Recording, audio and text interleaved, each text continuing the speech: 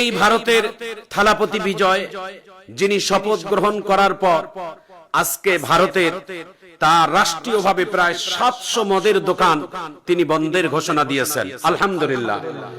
তিনি ভারতের মুখ্যমন্ত্রী, তামিলনাড়ুর একজন মুখ্যমন্ত্রী হওয়ার পরে, তার ক্ষমতা আসার পরেই তিনি 700 মদের লাইসেন্সকৃত, সরকারি লাইসেন্সকৃত মদের দোকান তিনি বন্ধের ঘোষণা দিয়েছেন। নেট জুড়ে তার এই কথাটা ভাইরাল হয়ে গেছে। ভাইয়েরা আমার, বন্ধুরা আমার, তিনি একজন চিত্রনায়ক থেকে, অভিনয় থেকে উঠে আসা একজন চিত্রনায়ক। তিনি অল্প সময় তিনি রাজনীতিতে যোগ দিয়ে তিনি আল্লাহর অশেষ মেহেরবানি তিনি ভারতের মুখ্যমন্ত্রী হয়েছেন।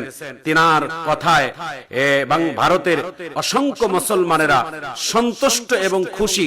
তিনি বলেছেন, আমি ক্ষমতা থাকা অবস্থায় ভারতের একজন মুসলমানের উপর যদি কোনো হিন্দু সম্প্রদায়ের লোকেরা যদি আঘাত আনে, আমি বেঁচে থাকতে এটাকে কোনোদিন সহ্য করতে পারবো না এবং মেনে নিতে পারবো না।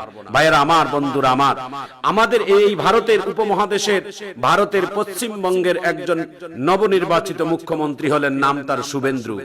এই লোকটা যখন ক্ষমতায় আসছে, তার আগ থেকে এবং ক্ষমতায় আসার পর থেকে তার মুখের ভাষা সব সময় তার উগ্রতা, একটাই শুধু তসবির দানা জপে, মুসলমান মুসলমান মুসলমান খারাপ, মুসলমান হটাও, মুসলমানকে দেশে রাখা যাবে না, মুসলমানের ঘর বাড়ি ভাঙ্গো, মসজিদ ভাঙ্গো, এই নিয়েই তার তসবিহ, এই নিয়েই তার কথাবার্তা।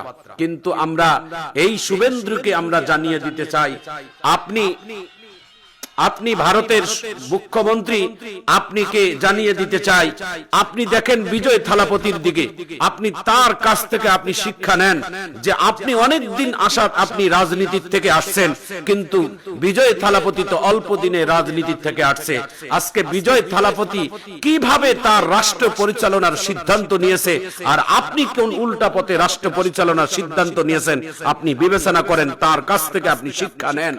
আপনার কোন জায়গায়, কোন হাদিসে, কোন কোরআনে, কোন বিধানে লেখা আছে যে অন্যের ধর্মের প্রতি আপনি এরকম অবিচার করবেন? কোন ধর্মের মধ্যে লেখা আছে? আপনি যদি সত্যিকার হিন্দু ধর্ম হয়ে থাকেন, আপনি যদি সত্যিকার হিন্দু সনাতনী ধর্মের আপনি যদি লোক হয়ে থাকেন, তাহলে আপনার ধর্মের বিধান আপনি খোঁজেন, আপনার ধর্মের বিধান আপনি ঘাটেন, আপনার ধর্মের মধ্যেও কোনো মুসলমান বা অন্য কোনো ধর্মের মানুষকে